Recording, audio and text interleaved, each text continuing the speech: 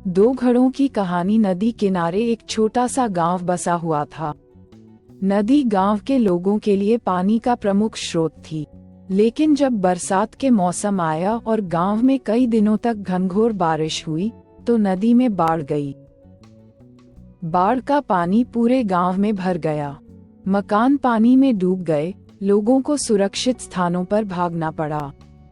बाढ़ के पानी में लोगों के घरों की कई चीजें बहने लगी। उनमें दो घड़े भी थे। एक पीतल का घड़ा था और एक मिट्टी का। दोनों ही घड़े पानी में खुद को बचाने का प्रयत्न कर रहे थे।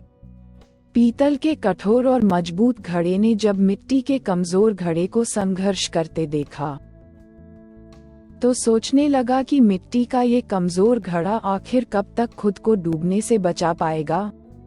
मुझे इसकी सहायता करनी चाहिए।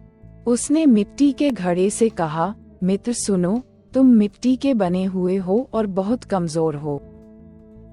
बाढ़ के इस पानी में तुम अधिक दूर तक नहीं जा पाओगे और डूब जाओगे। मेरी बात मानो और मेरे साथ रहो, मैं तुम्हें डूबने से बचा लूंगा। मिट्टी के घड़े ने पीतल के घड़े को देखा और उत्तर दिया, मित्र, तुम्हारी सहायता के प्रस्ताव के लिए धन्यवाद, लेकिन मेरा तुम्हारे आसपास रहना मेरे सलामती के लिए उचित नहीं है। तुम ठहरे पीतल के बने घड़े और मैं मिट्टी का घड़ा। तुम बहुत कठोर और मजबूत हो। अगर तुम मुझसे टकरा गए तो मैं तो चकनाचूर हो जाऊंगा।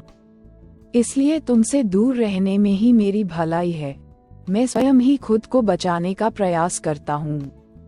भगवान ने चाहा तो किसी तरह किनारे तक पहुँच ही जाऊंगा।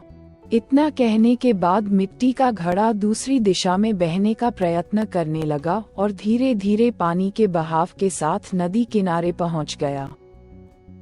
वहीं दूसरी ओर पीतल का भारी घड़ा भी प्रयत्न करता रहा, लेकिन नदी के पानी के तेज बहाव में खुद को संभाल नहीं पाया। उसमें पानी भर गया और वह डूब गया। सीख: विपरीत गुण की अपेक्षा एक समान गुण वाले अच्छी